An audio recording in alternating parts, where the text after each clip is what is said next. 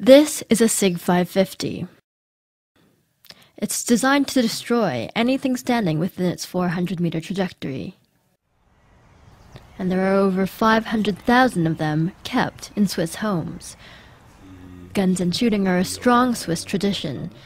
Basic military training is mandatory for young men, and afterwards they're required to keep their weapon at home. Mark Heim is the Ticino representative for the lobby group Protel.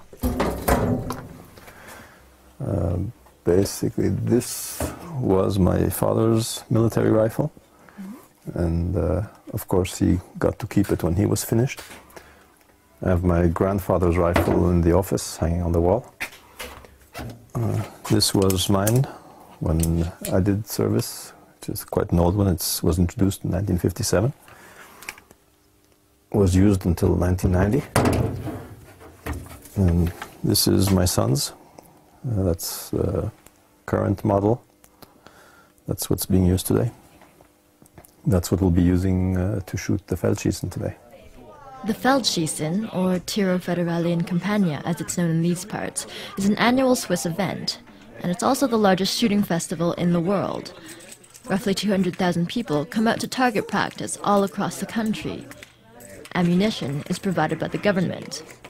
Heim goes regularly to this range, and it's often a family affair.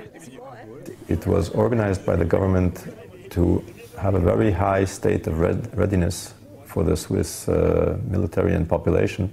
The target has always been that within 24 to 48 hours, Switzerland could mobilize a pretty large army, I mean, even by European standards.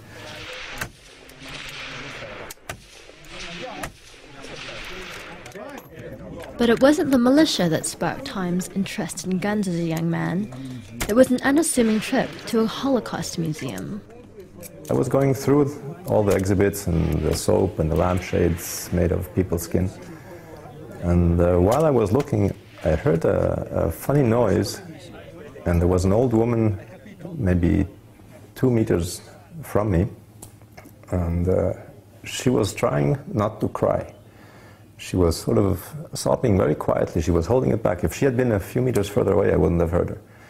And she obviously had gone through that. That's when the whole impact of it hit me. And I promised myself I would never be in her situation. I would want to be free, never in a situation where somebody could, march us off to ovens or prisons or just take away our freedom. The key to freedom is the ability to be able to defend yourself. And if you don't have the tools to do that, then you are at the mercy of whoever wants to put you away. And the tools for that are guns.